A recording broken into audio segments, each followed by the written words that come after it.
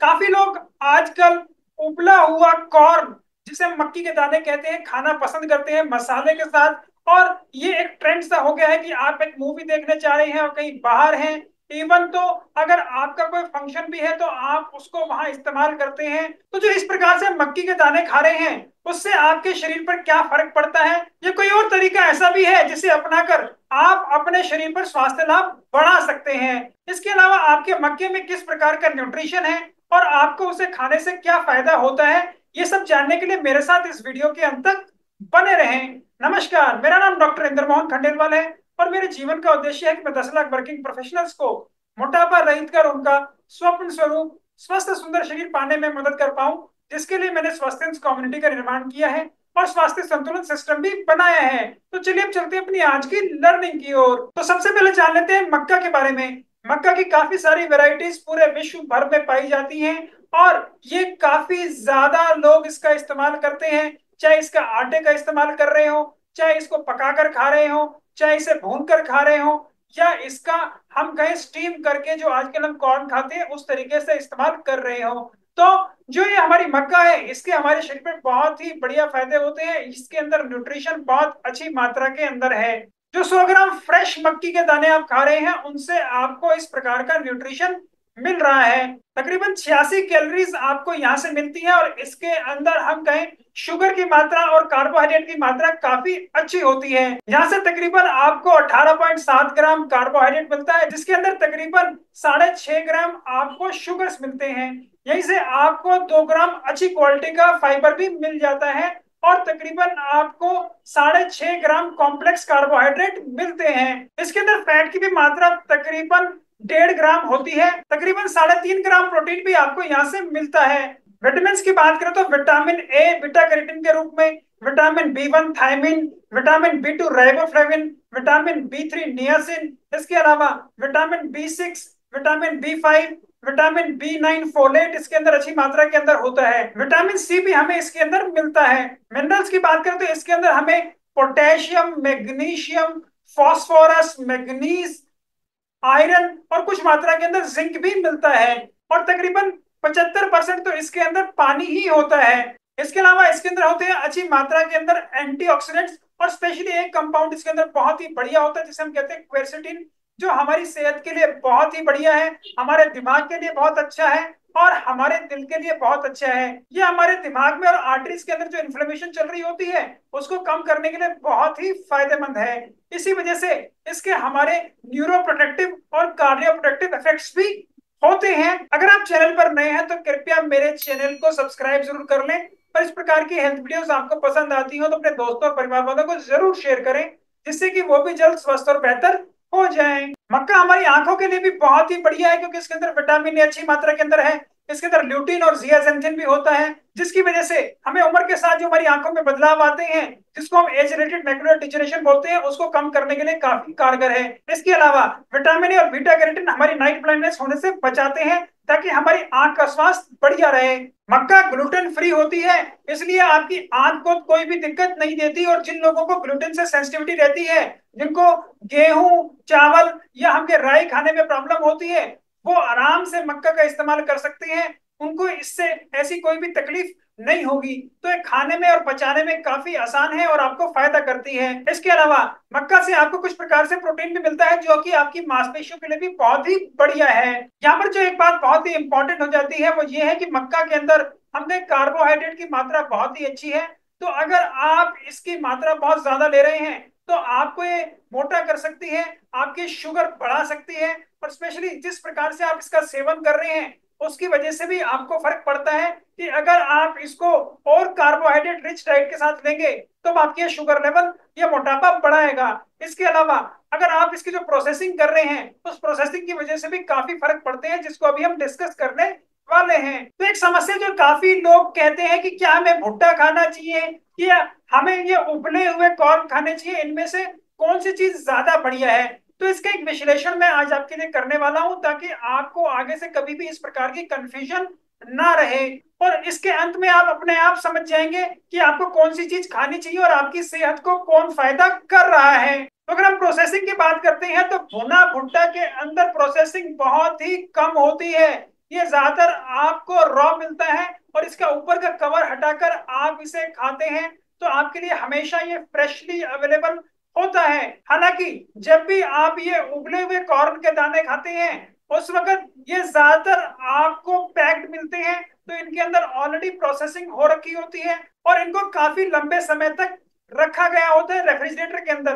तो ये हमेशा हम कहें प्रिजर्व्ड होते हैं, फ्रेश नहीं होते।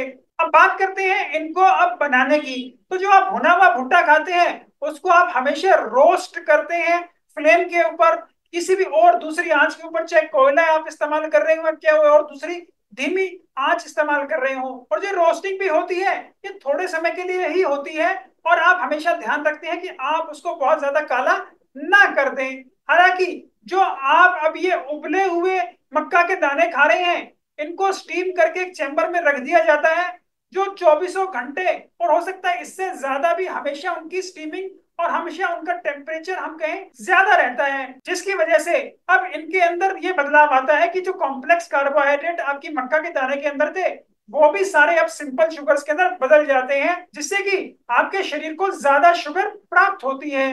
प्रिजर्वेटिव्स की बात करें तो हमारे भुने भुट्टे में किसी प्रकार के प्रिजर्वेटिव्स नहीं होते।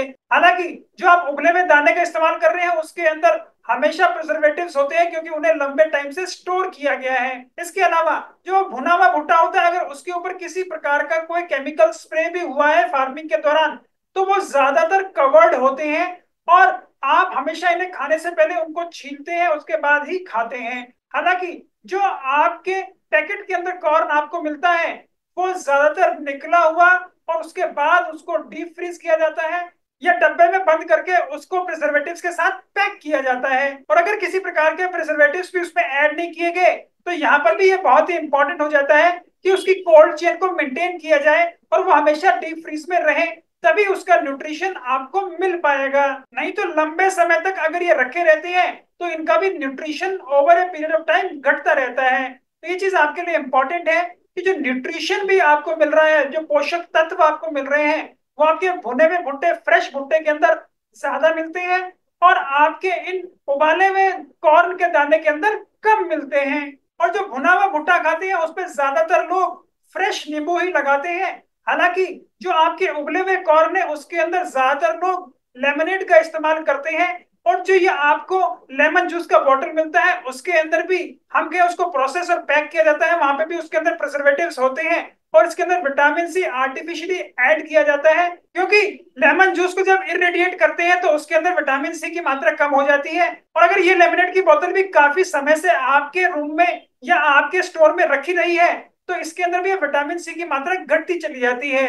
तो आप ये भी देखें अगर आप फ्रेश नींबू का इस्तेमाल कर रहे हैं तो आपको फायदा ज्यादा होगा। और अब अगर मसाले की भी बात करें तो मसाला दोनों में इस्तेमाल होता है, लेकिन ये ज्यादातर पाया गया है कि जो मसाला आप उबले हुए कॉर्न के अंदर डालते हैं वो थोड़ा ज्यादा होता है, उसको ज्यादा यमी और चंकी फ्लेवर देने के लिए। एडिड शुगर की बात करें तो आपका जो फ्रेश रॉ भुट्टा होता है उसके अंदर कभी भी ऊपर से कोई और शुगर की मिलावट नहीं होती। हालांकि जो आपके प्रिजर्व्ड कॉर्न होते हैं उसके अंदर उसको स्वीट टेस्ट कर देने के लिए उसके अंदर काफी कंपनीज एडिड शुगर भी मिला देती हैं। जो आप भुना भुट्टा खाते हैं उसमें किसी प्रकार का एडिड फैट नहीं होता। हालांकि ज्यादातर लोग जो ये स्टीम्ड कॉर्न खाते हैं उसके अंदर किसी ना किसी प्रकार का फैट जरूर होता है और ज्यादातर लोग इसके अंदर मार्जरीन का इस्तेमाल करते हैं जो कि बिल्कुल भी आपके स्वास्थ्य के लिए बढ़िया नहीं है क्योंकि इसके अंदर ट्रांस फैट की मात्रा ज्यादा होती है। बहुत कम लोग ऐसा करते हैं कि उसके अंदर बटर का इस्तेमाल कर रहे हो।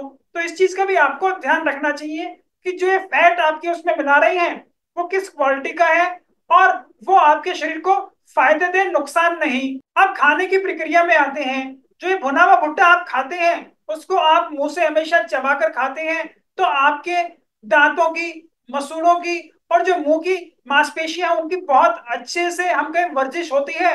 तो इसको खाते वक्त आप कुछ एनर्जी भी खर्च कर रहे हैं जिससे अब आपको कम एनर्जी मिलती है तो टोटली आपको फायदा ज्यादा होता है।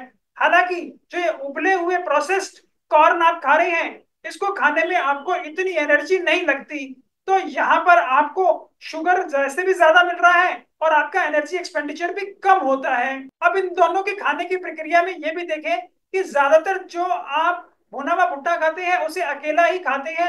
हालांकि जब भी आप ये उबले हुए कॉर्न खा रहे हैं, इसको इस प्रकार मसाले के रूप में खा रहे हैं, तो उसके साथ ज्यादातर आप कोई ना कोई और स्नैक या ड्रिंक लेना प्रेफर करते हैं। ये भी आपने ज्यादातर पाया होगा।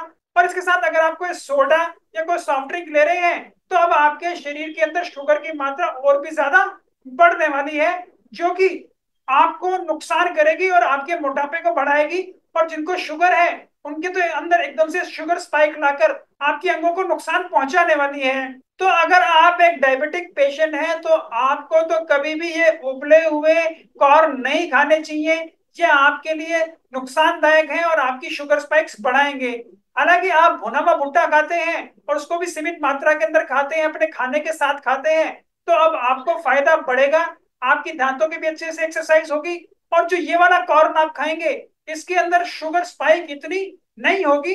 इसको आप दूसरे अपने सैलेड्स के साथ खाते हैं और अपनी डाइट में खाते हैं, तो आपको दिक्कत नहीं होगी। एज ए स्नैक आपको भी इसे यहाँ इस्तेमाल नहीं करना। तो इन सभी डिफरेंसेस से अब आपको ये पता लग गया होगा कि जो आप ये भुना भुट्टा खा रहे हैं, उसके अंदर न्यूट्रिशन ज्यादा होता है, शुगर की मात्रा होती है, लेकिन वो शुगर स्पाइक इतना क्रिएट नहीं करती। हालांकि जो आप ये उबले हुए मसालेदार कॉर्न खा रहे हैं, इसके अंदर शुगर की मात्रा भी ज्यादा है, इसके अंदर न्यूट्रिशन भी कम है, इसके अंदर प्रिजर्वेटिव्स भी ज्यादा ऐड किए गए हैं, और इसका आपके शरीर को बहुत ही कम फायदा हो रहा है।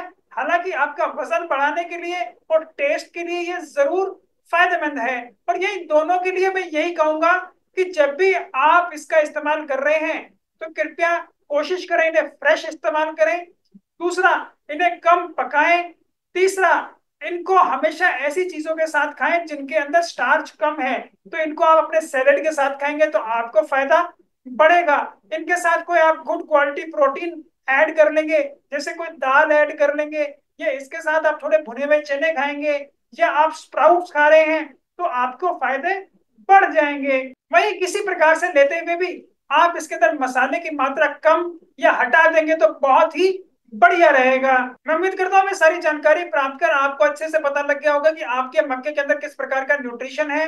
और आप जब भी मक्का खा रहे हैं अब आगे से, तो आपको भुना हुआ भुट्टा खाना है या आपको उबले हुए ये कॉर्न खाने हैं, इसका डिसीजन अब आपने अपने आप ले लिया होगा। तो कृपया समझदार बने, स्वस्थ रहें और जागरूक बने रहें। मैं उम्मीद करता हूँ मेरी इस प्रकार की वीडियोस आपको पसंद आती होंगी। अगर आप उन्हें पसंद करते हैं तो कृपया उन्हें लाइक करें, शेयर करें, फॉरवर्ड करें, जिस भी प्लेटफॉर्म पर आप उन्हें देख रहे हैं। अगर आप उन्हें यूट्यूब पर देख रहे हैं तो कृपया मेरे चैनल को सब्सक्राइब जरूर कर लें। और इस प्रकार की वीडियोस आपको पसंद आती हो तो अपने दोस्तों और परिवार वालों को जरूर शेयर करें, जिससे कि वो भी जल्द स्वस्थ और बेहतर हो जाएं। आपकी वेट लॉस जर्नी में आप कहीं रुके हुए हैं, आपकी कुछ समस्याएं हैं, आपके कुछ क्वेश्चंस हैं, आपको कहीं और क्लैरिटी चाहिए, तो उनको भी आप कमेंट बॉक्स में लिखकर भेज सकते हैं।